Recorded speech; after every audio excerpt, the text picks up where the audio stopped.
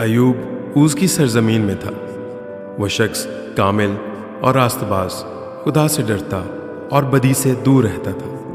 उनके 7 बेटे और 3 बेटियां थीं। वो दौलतमंद शख्स थे। वो अपने बच्चों के लिए खुदा की हुजूर सोख्तनी कुर्बानियां चढ़ाया करते थे। इन सब में इब्लीस उनके खिलाफ था और उनकी खुशहाली के साथ साथ खुदा से उनके ताल्लुक़ को बर्दाश्त ना कर पा रहा था। और इब्लीस ने खुदा से कहा कि अगर अयूब को तकलीफ़ दी जाए तो वो खुदा की तकफीर करेगा।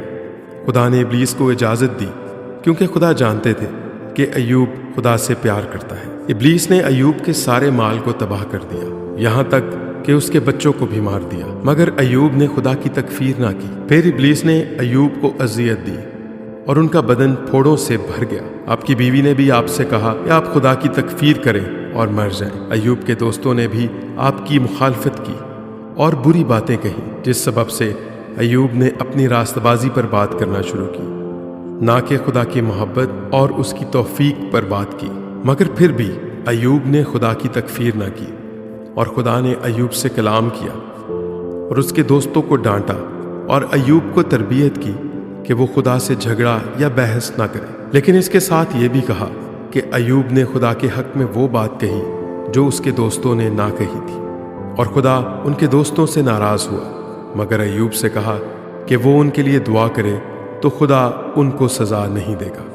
खुदा ने अयूब को कबूल फरमाया और उन्हें फिर से बहाल किया और दौलत भी बख्शी और फिर उन्हें 7 बेटे और 3 बेटियां दी।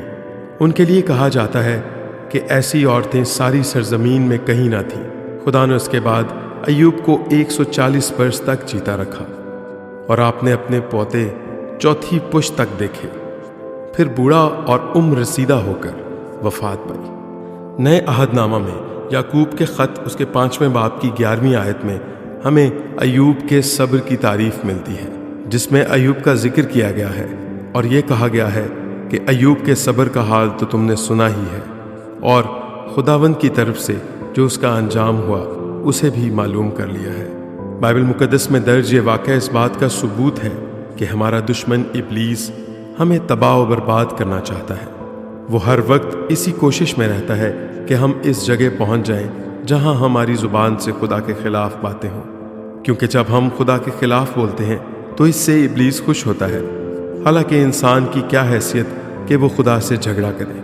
जब हमारी ज़िंदगी में बुरे हालात आते हैं तो इसका हरगिज़ मतलब नहीं कि हमने कोई गुनाह किया है, बल्कि इसकी एक वजह यह भी हो सकती है कि हम गुनाह करें और खुदा के ख़िलाफ़ बोलना शुरू करें, क्योंकि खुदा के ख़िलाफ़ बोलना और बुरे हालात में उसकी कुदरत और फजल को भूलकर अपनी रास्तबाजी और किरदार पर भरोसा करना ये भी गुनाह है। ये समझना कि मैं इन हालात के लायक नहीं, बल्कि मेरे लिए हमेशा सब कुछ भला और अच्छा ही होना चाहिए, ये सोच बिल्कुल गलत है और खुदा के कलाम के ख़िलाफ़ है।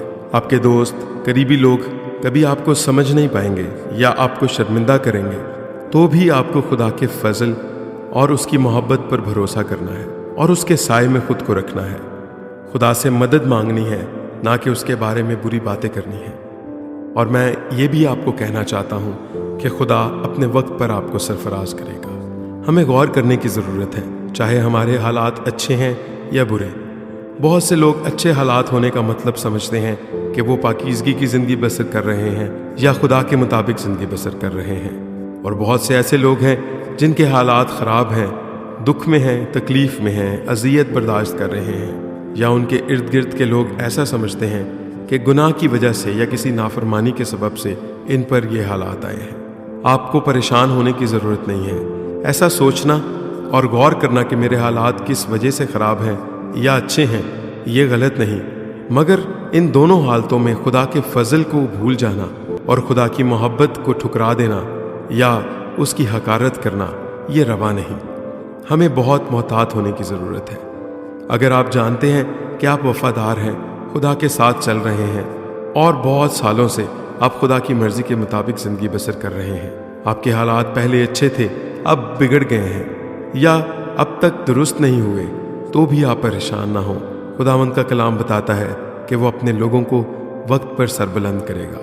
एक अजर हमारा आसमान पर भी है और वो हमें मिलेगा। اور ہمیں اس حقیقی اجر پر نگاہ رکھنے کی ضرورت ہے۔ میرے دوستو، پریشان مت ہوں، خداوند آپ کے ساتھ ہے۔ اس کے مطابق اور اس کے کلام کے مطابق زندگی بسر کریں، خدا کبھی آپ سے دور نہیں ہوگا۔ جیسا اجر خدا نے ایوب کو دیا اور اس کی ساری مصیبت کے بعد خدا نے اسے پھر سے بحال کیا، ایسے ہی خدا آپ پر بھی نظر کرنے کو ہے، اور اب سے خدا آپ کے حالات بھی درست کرنا چاہتا ہے۔ خداوند آپ کو برکت دے۔